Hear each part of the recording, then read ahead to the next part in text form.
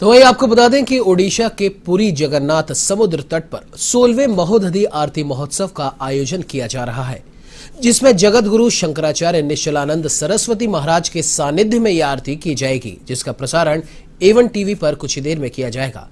इस आरती महोत्सव से पहले आइए आपको सीधे लिए चलते हैं जगन्नाथपुरी के उस विशाल महोदधि तट पर, जहां पर A1 संवाददाता आशीष तिवारी मौजूद है।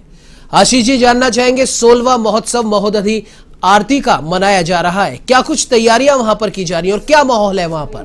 सनातनी परंपरा अनादि है, उसका कोई बिगिनिंग पॉइंट स्टार्टिंग पॉइंट नहीं है, लेकिन जी बिल्कुल उमंग ओडिशा के पुरी पर यहाँ भव्य आयोजन किया जा रहा है। स्वर्गद्वार बीच पर यह कार्यक्रम का आयोजन किया गया है। महोदधि महोत्सव का आयोजन हो रहा है। जगत गुरु शंकराचार्य निश्चलानंद सरस्वती की मौजूदगी में यह कार्यक्रम आयोजित किया जा रहा है। ओडिशा के राज्यपाल प्रोफेसर गणेशी लाल इस कार्यक्रम में शिरकत कर रहे हैं। साथ ही साथ केंद्रीय मंत्री, सांसद, विधायक, स्थानीय जनप्रतिनिधि, पुरी मठ के कई पदाधिकारी इस कार्यक्रम में शिरकत कर रहे हैं। आपको बता दें कि हर वर्ष कार्यक्रम आयोजित किया जाता है। पौष पूर्णिमा के मौके पर इस कार्यक्रम का आयोजन किया जाता है। हर वर्ष हजारों की संख्या में लोग इस कार्यक्रम में शिरकत करते हैं, लेकिन इस बार कोरोना प्रोटोकॉल के चलते इस संख्या को सीमित रखा गया है। कोरोना प्रोटोकॉल के चलते सीमित संख्या में यह कार्यक्रम आयोजित किया जा रहा है। मंच पर जगत गुरु शंकराचार्य निश्चलानंद सरस्वती महाराज मौजूद हैं। साथ ही साथ ओडिशा के राज्यपाल प्रोफेसर गणेशी लाल यहाँ इस कार्यक्रम में शिरकत कर रहे हैं। उमा भारती मंच पर मौजूद है।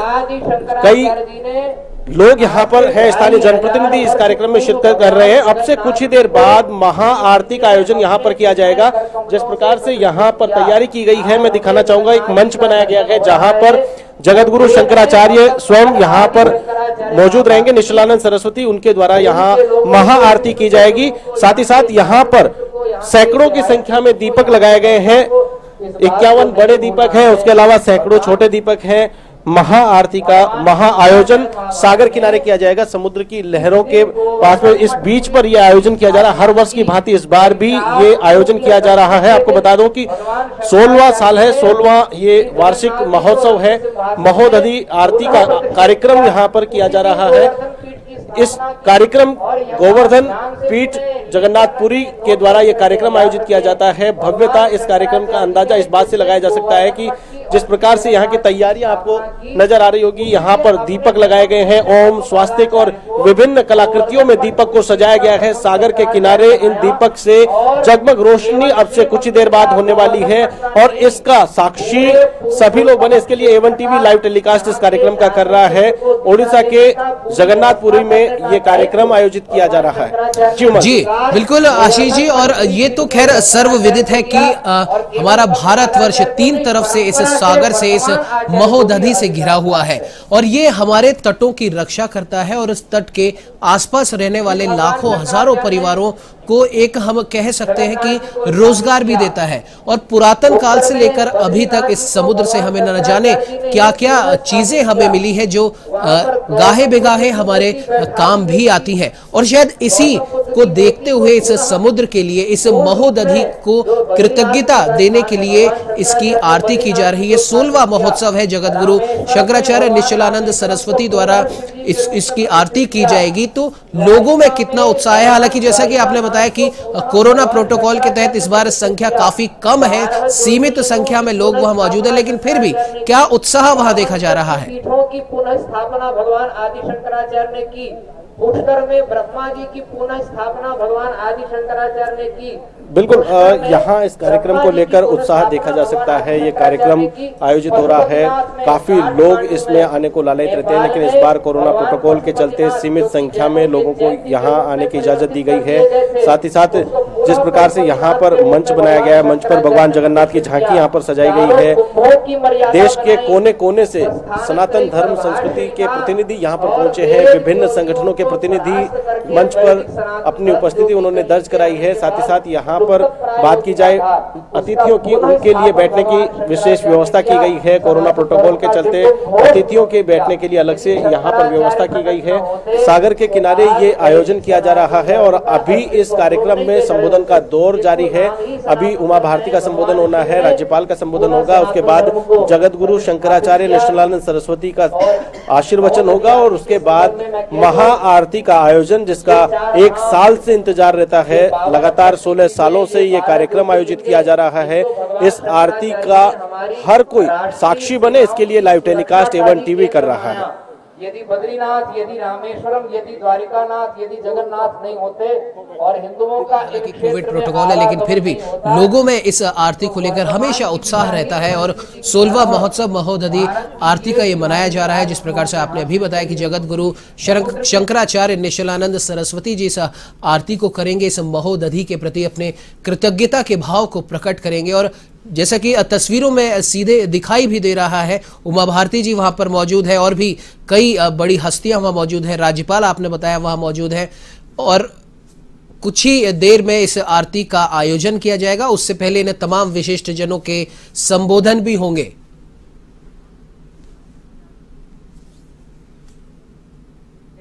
सब लोग सावधानी पूर्वक ध्यान देंगे। 4 पीठ में ऋग्वेद से आपको बता पूर्वामनाय पीठ, जिसके प्रथम शंकराचार्य पद्म पादाचार्य जी ने वेदांत जगत का मूर्धन्य ग्रंथ पंचपादिका विश्व को प्रदान किया।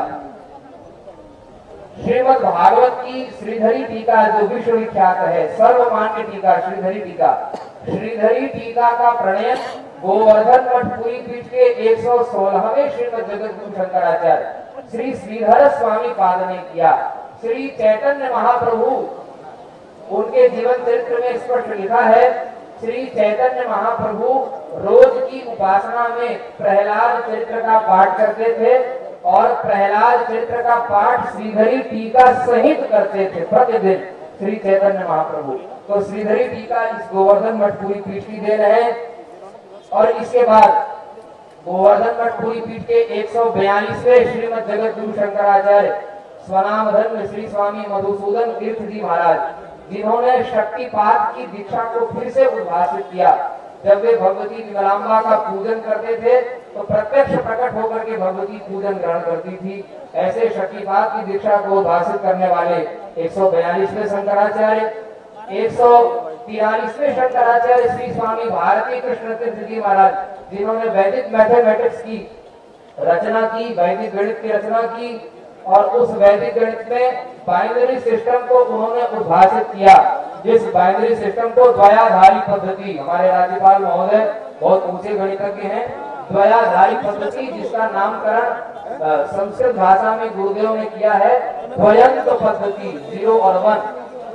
द्वयाधारी पद्धति का आधार भारती कृष्ण तीर्थ जी ने दिया वैदिक गणित ग्रंथ में, जिसके आधार पर कंप्यूटर और स्मार्टफोन आज काम कर रहा है। उसका आधार गोवर्धन मठ पुरी पीठ के मान्य शंकराचार्य 143वें शंकराचार्य का है। और इसी संदर्भ में साथ साथ कह दो, स्वस्तिक गणित, गणित सूत्रम, गणित दर्शन, सूत्रानुशीलनम इत्यादि बहुत सारे ग्रंथों का वर्तमान आचार्य चरण जिनका हम दर्शन कर रहे हैं। आपने वैदिक गणित पर 22 ग्रंथों की रचना की है अब तक, और उसमें बाइनरी सिस्टम पर भी, डेसिमल सिस्टम पर भी बहुत सारे ग्रंथ हैं। हिंदी और अंग्रेजी मिलाकर के लगभग 22 ग्रंथों का प्रणयन पूज्य जगत गुरु जी ने किया है। ये मैंने वैदिक गणित के संदर्भ में कहा। पूर्व शंकराचार्य श्री स्वामी निरंजन देव तीर्थ जी महाराज, जिन्होंने 72 दिनों तक गो रक्षा के लिए अनशन इसी गोवर्धन मठ पुरी पीठ में किया। नाम ही गोवर्धन मठ है, गोवंश के वर्धन के लिए, संरक्षण के लिए इस मठ की स्थापना है। तो 72 दिनों तक पूर्वाचार्य महाभाग ने गो रक्षा के लिए अनशन किया और वर्तमान आचार्य चरण जिनका हम दर्शन कर रहे हैं।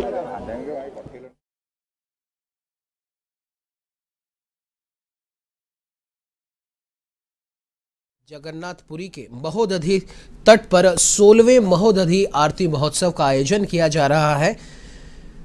महोदधि का अर्थ होता है समुद्र, यानी कि वो विशाल सागर जिसमें न जाने कितने अनमोल रत्न भरे हैं, न जाने कितने अनगिनत समुद्री जीव इसमें निवास करते हैं। गोवर्धन मठ पूरी पीठ से भगवत पाद के मार्गदर्शन में चल रहे हैं। 170 से अधिक ग्रंथों का प्रकाशन गोवर्धन मठ पूरी पीठ से हो चुका है।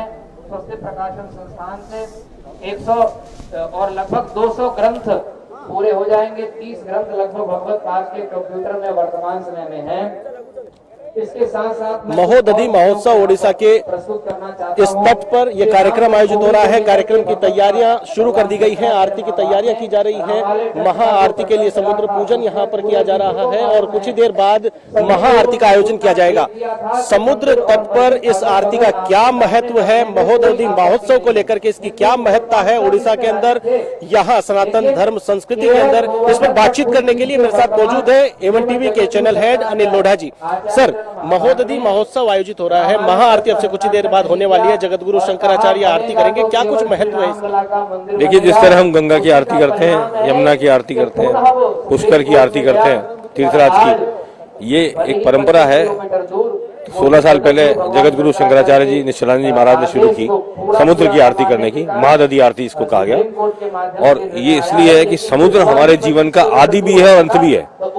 सब नदियां सागर में आके मिलके समाहित हो जाती हैं, समाप्त हो जाती हैं, ये अंत है। और फिर से बादल बनती हैं, फिर से बर्फ गिरती है, फिर से नदियों में पानी आता है, बांध बनते हैं, घर में पीने के लिए पानी जाता है, फसलें सींची जाती है, नए जीवन का उद्भव होता है और वहीं से आदि शुरू होती है। तो समुद्र शुरुआत का भी प्रतीक है और अंत का भी प्रतीक है। ये सारी सृष्टि का एकमात्र ऐसा है जहाँ शुरुआत और अंत दोनों एक ही जगह समाहित है। इसलिए समुद्र की पूजा की गई। अगर समुद्र ना हो तो बादल ना हो, बारिश ना हो, बर्फबारी ना हो, नदियों में पानी ना हो, लोगों के पीने का पानी ना हो, सिंचाई ना हो, घरों में पानी ना पहुंचे पीने के लिए, अंडरग्राउंड वाटर लेवल ऊपर ना आए, ये सब समुद्र की देन है। इसलिए समुद्र की आरती की जाती है। 16 साल से आरती हो रही है। अब मेरे पीछे जो आप समुद्र देख रहे हैं, इसकी अतुलित तरंगें बार बार संकेत दे रही हैं कि वो अपनी पूजा के लिए तत्पर हैं, तैयार हैं। अब उनकी आरती होगी कुछ ही देर में और जगतगुरु शंकराचार्य निश्चलानंद जी महाराज इस आरती को करेंगे और इस आरती के माध्यम से संकेत देंगे कि ये जो सृष्टि है, ये जिस जल की वजह से सृष्टि चलायमान है, जिस जल की वजह से सृष्टि पुनर्जन्म लेती है, जाती है दुनिया से, वापस आता है दुनिया में आदमी, ये उसका प्रतीक है। और सृष्टि के संचालन में सागर की महिमा का एक तरह से उसको रेखांकित करने का, उसको महिमा को महिमा मंडित करने का और उसको पूज करके उसके महत्व को रेखांकित करने का और अपनी संस्कृति, भारतीय संस्कृति का एक बड़ा अनुष्ठान है। और एक तरह से ये वार्षिक अनुष्ठान है, हो गया है गोवर्धन पीठ का। और ये शंकराचार्य जी, क्योंकि दूसरे लोग गंगा पूजन करते हैं, जो गंगा के किनारे आश्रम है और दूसरे आश्रम जहाँ जहाँ हैं, तो ये आश्रम समुद्र के किनारे है। और समुद्र की जो विराटता है, जो विशालता है, कि खुद खारा होकर भी मीठे जल को जन्म देता है, कितनी बड़ी बात है। ये मनुष्य जीवन को एक बड़ा संदेश है कि आप खुद कितने भी खारे हो जाओ, कड़वे हो जाओ, पर आप दुनिया को मीठापन दो, एक बड़ी बात। दूसरी बात ये कि कितना विराट है, कितना विशाल है, लेकिन कितना सूक्ष्म रूप धारण कर लेता है बादल के रूप में, भाप बन के, और फिर वो किस तरह बूंद बूंद बरसता है और बूंद बूंद बरस के पूरी धरती को अप्लावित करते हुए वापस नदियां सागर में आ जाती हैं।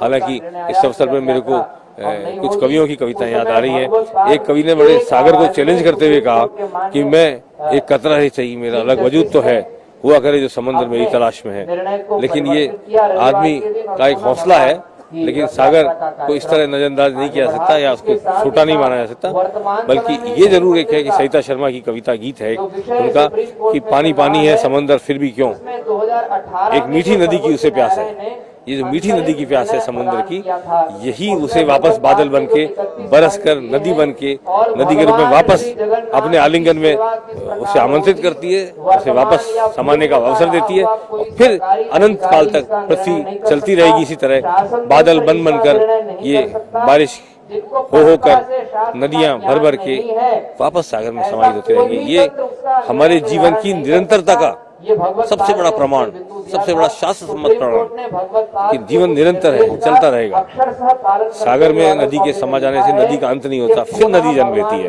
फिर आत्मा जन्म लेती है और फिर वापस आकर के और फिर जीवन नए सिरे से चलता है। ये जो पूजा का अनुष्ठान है, मैं इसको इसी रूप में देखता हूँ। कलयुग में इस प्रकार का ये आयोजन है, जो कि द्वापर युग त्रेता युग की भी अगर बात करें तो भगवान रामचंद्र जी ने भी जब लंका फतेह उनको करनी थी, सागर की पूजा उस वक्त भी की गई थी और आज भी सागर की पूजा की जा रही है महोदधि महोत्सव के रूप में। देखिए, सागर की उस वक्त जो पूजा हुई थी उसका तो एक कारण था, पर उस कारण के बावजूद सागर को उसका महत्व स्वीकार करते हुए पूजा की गई कि सागर तुम रास्ता दोगे तब हम वहां पहुंचेंगे। आज सागर जो है उसके महत्व को हमें कोई ऐसी अपेक्षा से पूजा नहीं कर रहे। हम तो सागर जो कुछ दे रहा है, सागर का जो महत्व है उसको सर माथे लगाने के लिए पूजा कर रहे हैं उसकी। ये परंपरा बनाई हुई है, गोवर्धनपुरी मठ के द्वारा सोनवा ये आयोजन हो रहा है और यहाँ पर देख रहे हैं राज्यपाल भी मंच पे बैठे हैं, उमा भारती मंच पे बैठी है, केंद्रीय मंत्री मंच पे बैठे हैं और नीचे बैठे हैं, किसी प्रकार की कोई कुर्सी नहीं, सादगी भरा ये कार्यक्रम है। जी, इसमें कोई शान शौकत हो नहीं सकती। ये महाराज निश्चलाचंद जी महाराज का कार्यक्रम है। वो खुद कितने बड़े संत हैं, शंकराचार्य जी महाराज हैं, लेकिन वो खुद सादगीपूर्ण तरीके से बैठे हैं और वो बहुत ऊपर पहुंचे हुए संत हैं। उनके लिए वैभव, चमत्कार, कोई चमक दमक, इनका कोई महत्व नहीं है। शब्द का महत्व है, विचार का महत्व है, सोच का महत्व है, संस्कृति का महत्व है, संस्कारों का महत्व है, हमारी जो संस्कृति के जीवन मूल्य है उनका महत्व है। खुद शंकराचार्य जी बहुत गणित के विशेषज्ञ हैं और हजारों पृष्ठ गणित के लिखे उन्होंने। गणित के विशेषज्ञ होने के साथ हमारी संस्कृति के अग्रदूत हैं और भारतीय संस्कृति के अग्रदूत को हमें प्रणाम भी करना चाहिए और उनकी इस महोदधि आरती को उसी रूप में लेना चाहिए कि जिसको हम प्रणाम कर रहे हैं वो सागर को प्रणाम कर रहा है। जी बिल्कुल, जिस प्रकार से यहाँ महासागर की पूजा अर्चना करने के लिए महोदधि महोत्सव का आयोजन किया जा रहा है, यहाँ पर मंच पर संबोधन का दौर लगातार जारी है। अब से कुछ देर बाद आरती का आयोजन यहाँ पर किया जाएगा। इस आरती के साक्षी लाखों लोग बने, इसके लिए लाइव टेलीकास्ट एवन टीवी लगातार इस कार्यक्रम का कर रहा है। आप सभी लोगों तक घर बैठे इस कार्यक्रम का सीधा प्रसारण आप लोगों तक पहुंचाने के लिए एवन टीवी ने सामाजिक सरोकार निभाया है और इसी के तहत ये कार्यक्रम का सीधा प्रसारण किया जा रहा है। मंच पर राज्यपाल गणेशी लाल मौजूद हैं, उमा भारती मौजूद हैं, केंद्रीय मंत्री मौजूद हैं, साथ ही साथ यहाँ के स्थानीय विधायक, आदित्य वाहिनी के पदाधिकारी, शंकराचार्य जगतगुरु निश्चलानंद सरस्वती स्वयं यहाँ पर मौजूद हैं और अब से कुछ ही देर बाद इस मंच के ऊपर महा आरती का आयोजन किया जाएगा। सागर किनारे ये आरती का भव्य अलौकिक आयोजन किया जा रहा है। विशेष तैयारियां इस कार्यक्रम को लेकर की गई है और अब इस कार्यक्रम में अब से कुछ ही देर बाद महा आरती का आयोजन किया जाएगा। दीदी उमा भारती जी मौजूद है, मध्य प्रदेश के पूर्व मुख्यमंत्री, भारत सरकार के पूर्व वरिष्ठ मंत्री, कई बार सांसद बने हैं। माननीय उमा भारती जी को मैं आग्रह रखता हूं, निवेदन करता हूं, वो अपना संक्षिप्त प्रतिनिवेदन महाराज श्री के श्री चरणों में रखें। बोले जगन्नाथ भगवान की।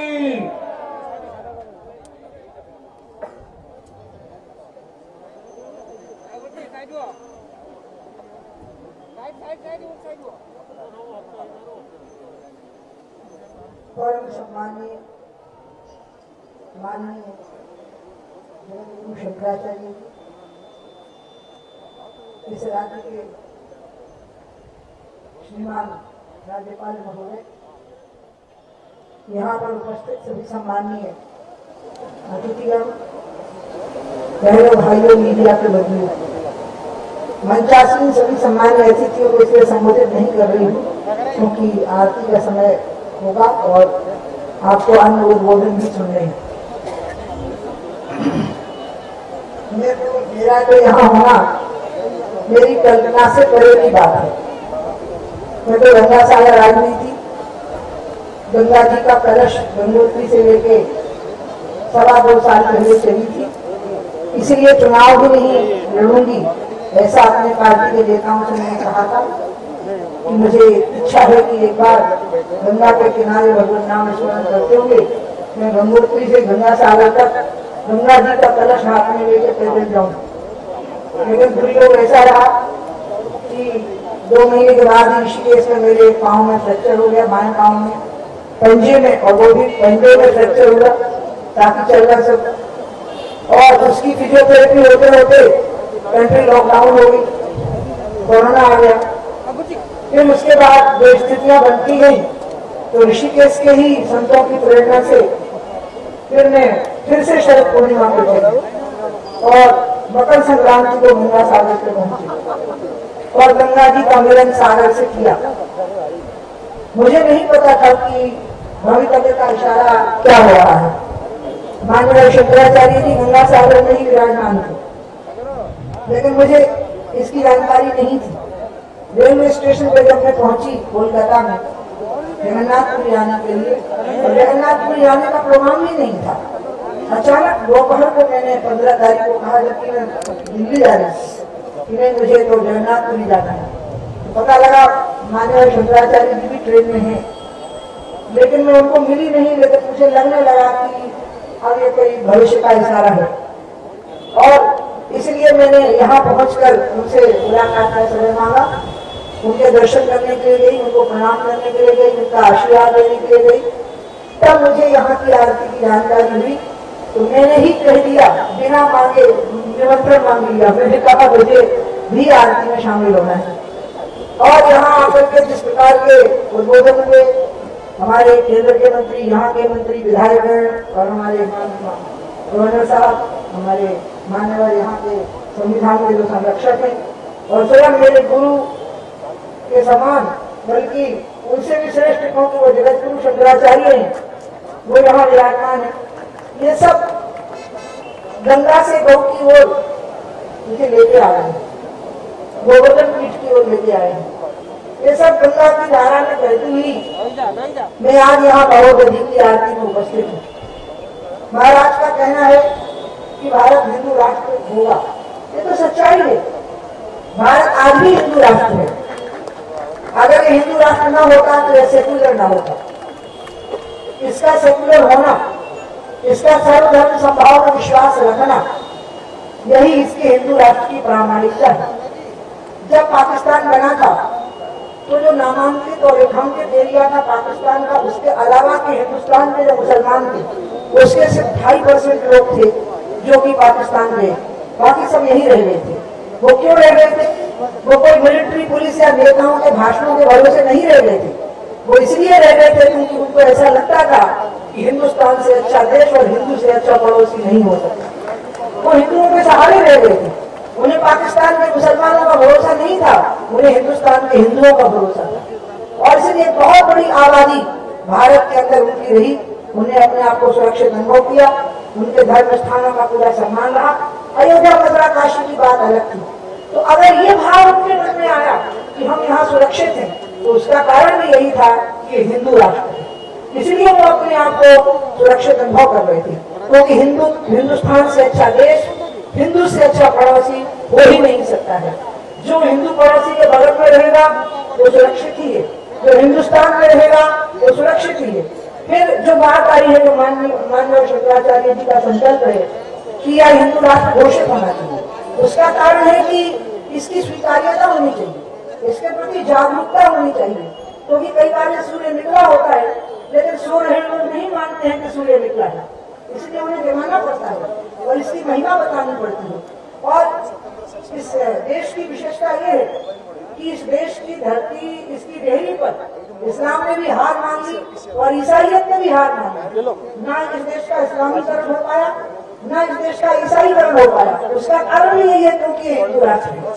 और अगर ये हिंदू राष्ट्र है तो ये हम नेताओं के सहारे नहीं है, ये माननीय शंकराचार्य की कृपा से, इन गद्दियों की कृपा से, इन मठों की कृपा से, ये जो बालक ब्रह्मचारी यहाँ बैठे हैं इनकी कृपा से, संतों की तपस्या से, महिलाओं के मान में भरे हुए सिंदूर से, लोगों के कंठों पर लटक रहे जगह